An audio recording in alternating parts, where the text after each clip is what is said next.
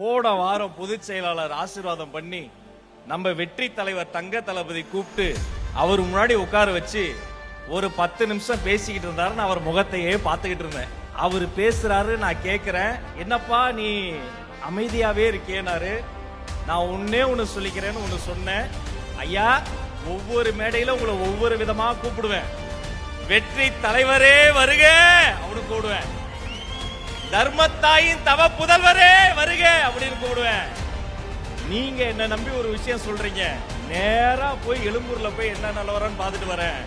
தம்பி ஒரு ஃப்ளோல உணர்ச்சியில சொல்லும்போது மே 3 மே 4 அன்றைய தினம் நான் உங்கள் நம்பிக்கையை வென்று மாண்புமிகு தமிழ்நாடு முதல்வரே அண்ணன் விஜய் அவர்களே என்று அழைப்பேன்.